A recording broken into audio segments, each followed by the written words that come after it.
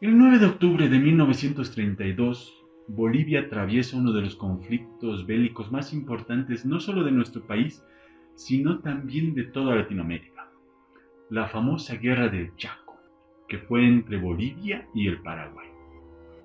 Fue uno de esos conflictos bélicos más sangrientos de toda nuestra historia. Y como en cualquier conflicto bélico, siempre hay prisioneros de guerra. Lo que hacen los soldados bolivianos es traer a los prisioneros paraguayos hasta la ciudad de La Paz para ponerlos a trabajar en la construcción de un camino que ayudaría mucho entre la comunicación de la ciudad de La Paz con el área de los Yucas.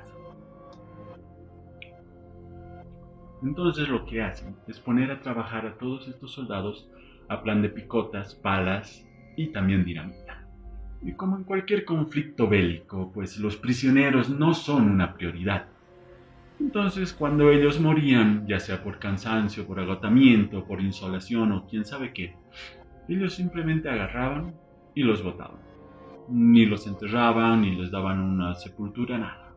Van pasando los años y ellos concluyen el trabajo en esta carretera.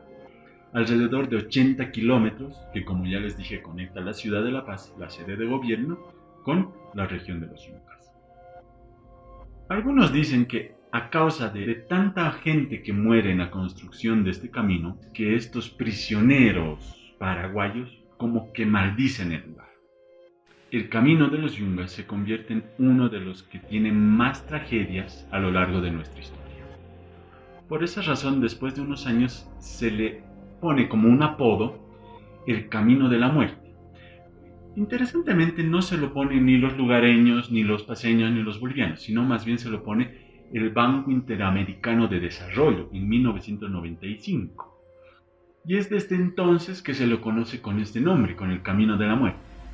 Que cabe recalcar que si bien el camino era bastante difícil de transitar, las localidades o los pueblos que ya están en Yungas son bastante atractivos, son bastante turísticos y por esa razón es también que mucha gente viajaba y viaja aún hacia esta región.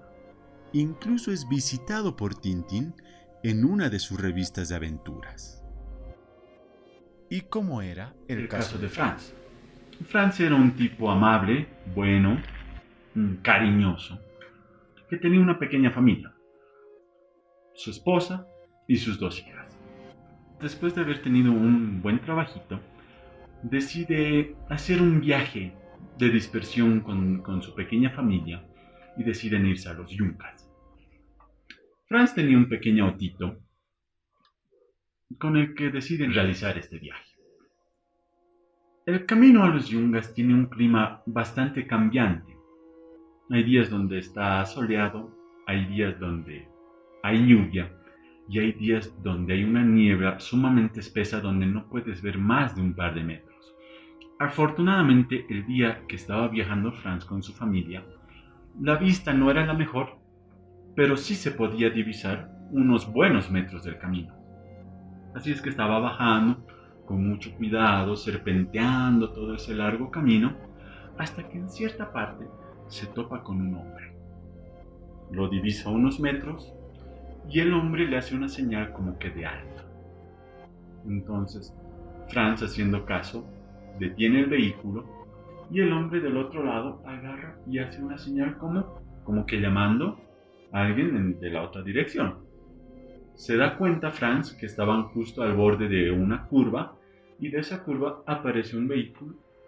Hacen las maniobras necesarias para poder cruzar. Franz sigue bajando, a los metros se topa ya con este hombre y hace lo que normalmente se hace, que es extender la mano y regalarle un par de monedas. Hasta que más abajo logra divisar a otro hombre. Obviamente este hombre era diferente. Ya llevaba un sombrero ancho, un sombrero de ala ancha, y este más bien no le hacía una señal de alto, sino le hacía una señal como para que reduzca la velocidad. Empieza a avanzar un poco más lento, y cualquier persona que haya conducido o que conduzca vehículos se da cuenta que se puede sentir la textura del piso, ya sea grava, ya sea fango, ya sea asfalto. Entonces Franz empieza a percibir que esa textura del piso empieza a cambiar. Pero sigue al hombre porque le hacía una señal, hasta que en cierta parte se da cuenta que el vehículo se empieza a ir como que hacia adelante. Franz intenta frenar. No puede, el vehículo sigue yéndose hacia adelante. Incluso intenta enganchar la reversa, pero ya es demasiado tarde. El vehículo se empieza a embarrancar.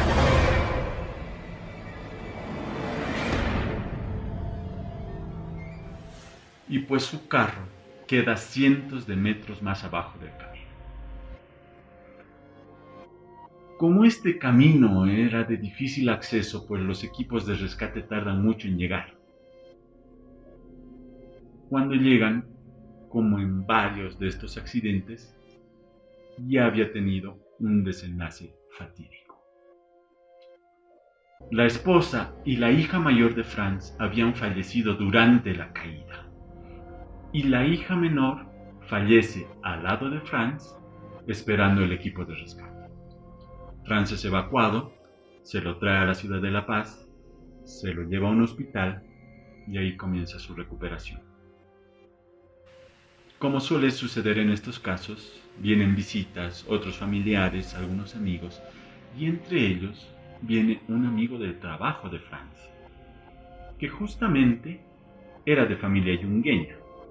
Entonces Franz le empieza a narrar lo que había sucedido, lo que había pasado en el camino, y empieza a recordar una historia que le habían contado sus padres antes de emigrar hacia la ciudad de La Paz, que se llama la del naranjero, que es un ente que transita por el camino de la muerte y lleva un sombrero grande, parecido a los que usan las personas para cubrirse del sol durante la cosecha. Tal parece que este naranjero tiene una especie de deuda, donde debe llevar almas hacia el otro lado. Y este naranjero lo que hace es confundir a las personas, no solo a los choferes, sino también a gente que necesita transitar este camino a pie. Fueron pasando los días, Franz fue dado de alta del hospital, vuelve a casa, pero lamentablemente no puede superar la pérdida de su familia. No había podido ir al velorio, no había podido ir al entierro, porque justamente no estaba recuperado del todo como para poder salir del hospital. Entonces un día en su casa decide suicidarse. Unos días después, por la preocupación, algunos familiares van a buscarlo a su casa. Al no ser atendidos por nadie, llaman a la policía, ingresan a la casa y lo encuentran colgado de las gradas de su hogar. El naranjero no es el único ente que ronda el camino de la muerte. Como él, existen muchas más historias que hacen que este camino sea tan enigmático.